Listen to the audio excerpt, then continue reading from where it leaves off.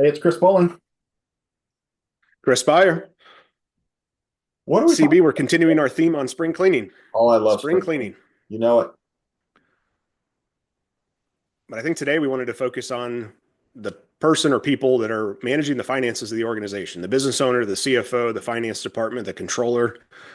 What are you tossing from your benefit program in 2025 to just refresh it and make sure that it's healthy and good to stay in place for the next several years?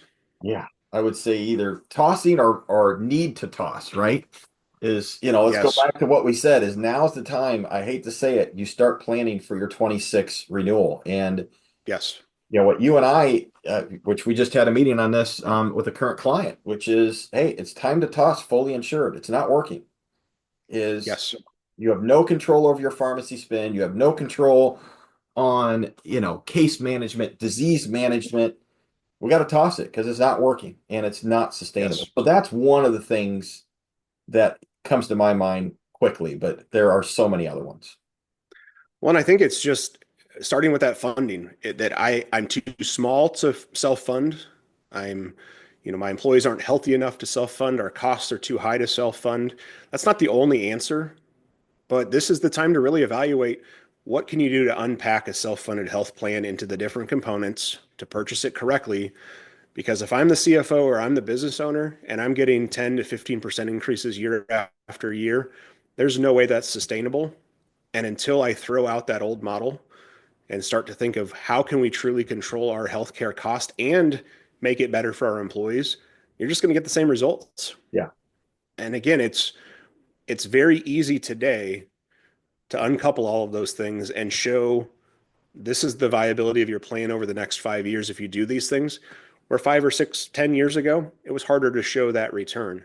Yeah. But our best performing plans are on that path to self fund because they're throwing out the old model. How many times have we talked to a prospective client that their current advisor said, you can't go self-funded because you're too unhealthy? Yes. And And I it's would have like, agreed with them. I would have yeah, agreed with them 5 years ago. 100%. Absolutely. We're like, oh, so you can afford 25% increases every year because that's what you're going Yes. to just accept it. And Yes. the fact is when you again unpack where that cost is that's causing those big increases, and you realize, wow, the savings is actually getting to self-funding. Yes. That's what's astonishing. But you're right. 5 years ago, we'd have said the same thing. Oh my God, your claims are horrible. Man, stay There's with your, nothing we can do. yeah. Yes.